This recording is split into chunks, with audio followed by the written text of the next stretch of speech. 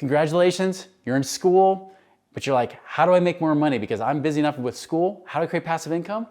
I'm gonna talk about that today, or what are some of the best ways you can create passive income right now as a student. All right, so congratulations. I know you're working hard, you're trying to study, you're trying to do everything you can to get good grades, get that degree so that you can get out and have an amazing life. At least that's what they teach you, right? But you wanna be able to do that, but you're trying to figure out, how do I have income coming in? I don't wanna have to work that 9-to-5 job, or really it's not even gonna be a 9-to-5, it's part-time most likely, so I could balance that in school. And is it gonna be enough, especially with rising student loan debt and everything else going on? How can I make it? That is what I want to talk about today, is how can you make great income, even passive income, while you're still a student. And just so you know, this is stuff that actually has worked even for some of our clients. So check this out.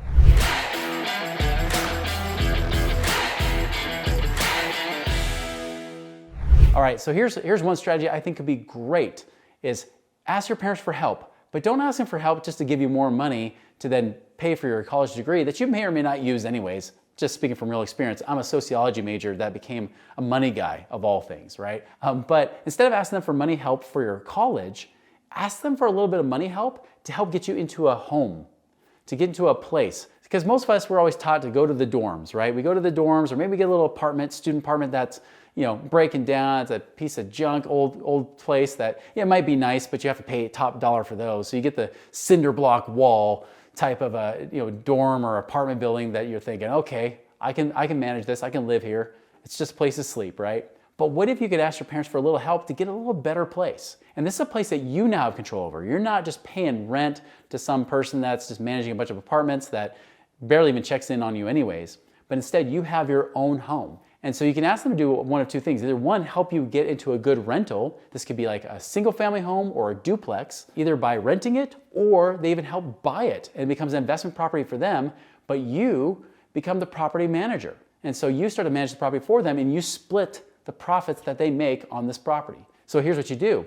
You get this home or this duplex, ideally has multiple bedrooms or multiple units. You can rent out each of those bedrooms or each of those units for a price. That rent that you collect pays for the payment, that monthly payment, whether it's the rent payment your parents are paying or the mortgage payment that they're paying, it pays for that. And ideally, it even has a little extra for you so that you can, one, live rent-free, and two, even better, you have some profit. You have some income coming in that, once again, it's not like you're having to do a daily management. It's literally you being the property manager. Something goes wrong, you're the one that they call, right? If there's something that needs to be fixed, you're the one that's making the calls. So it's like a part-time job, but it's a very sporadic part-time job. You can work within your schedule however you want. Great way to do it. It's called a house hack. If you ever look up house hacking, this is a common strategy that people use all the time, but it's something that really could start you on a quick path to building wealth through real estate, which is an appreciating asset. It's an asset that not just pays you income, but can also grow in value over time so that you have more money and you get a great leg up when you get out of college.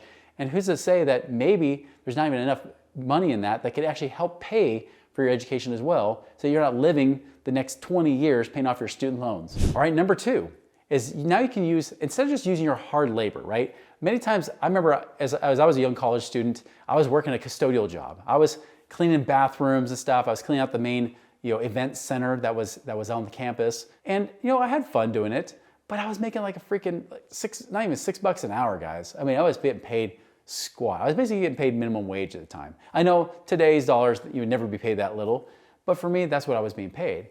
And you really can't make much of a living doing that. I mean, I was living as cheaply as possible, buying as cheap food as possible and everything else. What I wish I would have known, that I eventually learned roughly about really 5-10 years later, was that you can actually do a variety of things where you can become better at being a connector. Let's just say you're a natural connector anyways. Can you become an affiliate? Can you promote a company? You don't have to necessarily work for the company, but you can promote it. Just know that companies, just like mine, all companies love getting referrals. We love new business coming in that we didn't have to pay for marketing and advertising for. Heck, we don't even have to pay to do YouTube videos and things like that, right? Like, those are a great way to make good money. And yes, we're willing to pay someone that just feeds us people that want to become clients or want to become customers of this store or this business or wherever it might be. You get paid for doing that. So instead of just working 9 to 5 behind the counter, you could be out and about promoting that business and getting paid sometimes much bigger income than that. So for example, one of the things I learned later in my 20s, I didn't learn it when I was a student, but I wish I did. And when I was a student, so many people were getting engaged and getting married. Well, I learned about 10 years after my college path is that there was a wholesale jeweler. And the only reason I found him is because somebody referred me to this wholesale jeweler. It was by appointment only. They gave me a business card. They put their name on the back of the card. They said, call this company, tell them I referred you, and then they'll set an appointment. And they can get past all the lock and key because they locked up the whole place. You couldn't just walk in like you could in a mall. You literally had to be buzzed in to get into that building. It had security at the front and everything. And so I walk in and I find out I can buy this engagement ring for 1/3 of the cost that I would buy at that mall just down the street at another jeweler. So I went to this wholesale jeweler and I thought, this is amazing. Well, I found out from my friend, they got a 5% referral fee for doing that. So where I paid, roughly like at that time, I think it was like $1,500, they're getting paid $75 for referring me to them. And I thought, well, that's really cool. Who else do I know that's getting married? And so I actually went to them. I said, will you work the same deal with me if I send you referrals? They said, yeah, here's all our business cards. Now this is, of course, like 20 years ago. People don't always do business cards anymore, right? There's different ways to do even like links, little affiliate links, web links you can send people to that tracks you and knows about who sent those people to them. Or it could just be, very, very old school, business card type of thing. But I would tell people, I'd say, listen, like I can see that you're about to get engaged. If you don't want to overpay for a ring, go to this wholesale jeweler. You'll pay like half, maybe 1/3 of the cost you would pay just down the street at this mall. And so I'd send them there. They would thank me up and down. They're like, man, you're so right. I bought this $4,000 ring. It's worth like $10,000. I said, I know, it's awesome. And guess what? That $4,000 ring that they bought, I would get that 5% kickback of $200, right? I would get that money back. I say, cool. Thanks, that's awesome. That was easy. I didn't have to do the work. I just had to connect them together. You could do the same thing. You could be a connection, a referral source for people, and just ask that company. And I'll tell you, any good company will tell you, yes, I would love to be able to pay you for sending me do business that I don't have to go seek and find myself. So becoming an affiliate, becoming a referral source for companies could be great.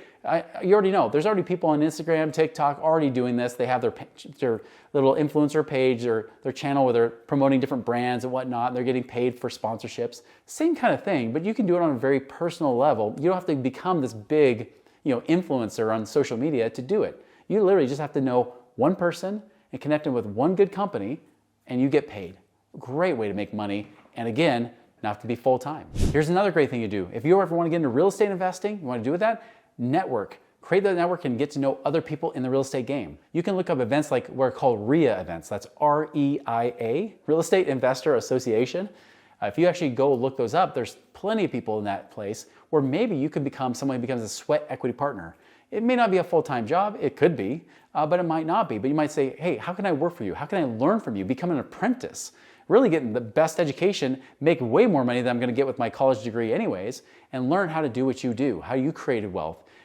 Teach me the ropes. How can I do this? How can I avoid all the pitfalls and the mistakes that you made? How can I do it too? You can partner up with those people on those deals. So again, you don't have to have money to be able to make money, but if you have sweat equity, will it put in some effort and real hard work, which by the way, is in short supply nowadays? Heck, if you just show up, people love you, right? If you can show up and just be true to your word, have integrity, and do what they ask, you can make great money in real estate as well and be able to partner on some deals that maybe you put no money into, but get a lot of the upside benefits to create a lot more money than you would just simply, trying to build and slowly build your way to finally buy that first real estate property. You could be in the game now by acting now.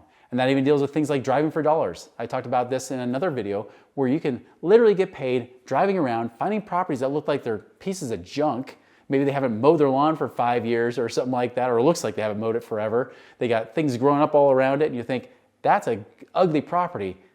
That guy, that real estate investor loves ugly properties.